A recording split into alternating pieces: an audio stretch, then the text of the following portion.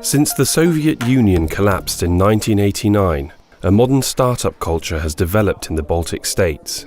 When it comes to high-tech and technology, Lithuania, Latvia, Estonia really made the priority of that business areas because they're not that strong in traditional areas.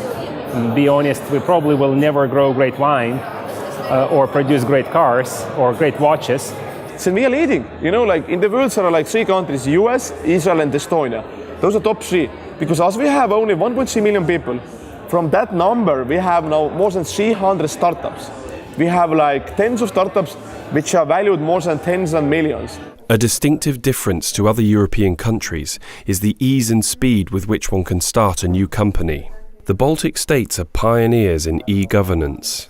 Making a business is very, very easy here. Like in Estonia, you can start a new company with just clicking some buttons in the internet. It's 2-3 minutes. A lot of processes have been digitized from a governmental perspective, from a banking perspective. It's also quite cheap. Living costs are quite good. I see many politicians saying, hey, like now you can open a business in 3 hours because everything is internet, online, blah, blah, blah. Before that it was like 2 days and so on. It raises a smile because as an entrepreneur, if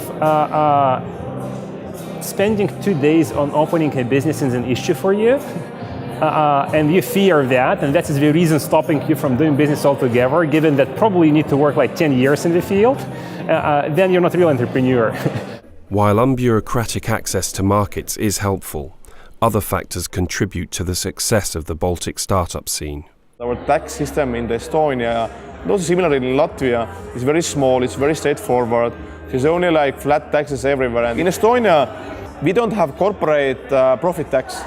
So if you earn profit and you are reinvesting, you don't pay tax from that. I would consider them as very business friendly, considering startups. What are the implications for a region with a low population density and skilled labor force? Talent is usually quite good, they are quite heads down, so you get shit done. If someone is ready to move from so cold country with so bad climate, they are hardworking.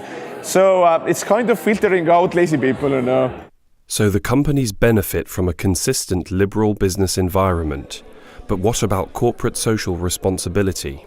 As an entrepreneur, you have to be responsible towards your stakeholders. Later on, shareholders come into the play.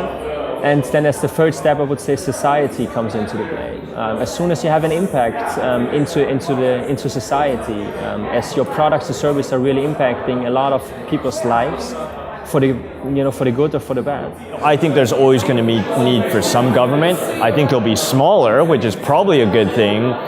In which areas are innovations to be expected in the future, and which of these innovations are promising? Biotechnology is for sure one of the biggest unknown areas we still have, and something that might be most rewarding in the future. Digital health, really bullish about digital health in general. Artificial intelligence, no-brainer, everyone's talking about it. Internet and mobile enabled whatever, because in the future everything will be enabled by these technology. Even traditional business, the autonomous car is already testing in some country like Singapore, China. So very soon we can just use a mobile app and call a car without driver. It's all around decentralization, on collaboration, where we have blockchain, of course, involved. Blockchain as a key technology could revolutionize many industries in the future. This technology was developed for the cryptocurrency Bitcoin, an opportunity for startups. Bitcoin in and of itself really is a currency of the internet, where you're able to send transactions and you don't have to log into a bank account and then have to wait for the bank to say approve it. For example, in the US, it can take us 3 days just to send a bank transfer to somebody else in the US, which to me, we're in 2016. How does it take so long? One of the speakers said that Bitcoin and blockchain is kind of where the internet was at in 95, 96, and I think that sounds right to me. Now you're starting to see a lot of the real work that's happening and the real, I would say, penetration of like Bitcoin and blockchain and utilization. You're seeing really real use cases coming out, so I'm bullish about it. Air Baltic is the first airline who is accepting already like Bitcoin payments. So when people ask if Bitcoin is only used, for drug dealers or the dark web, My response is generally that the US dollar is used for gangsters and drug dealers. From the horse and cart to the self-driving car, technological advancement often helps our society. New technologies keep changing our lives for good.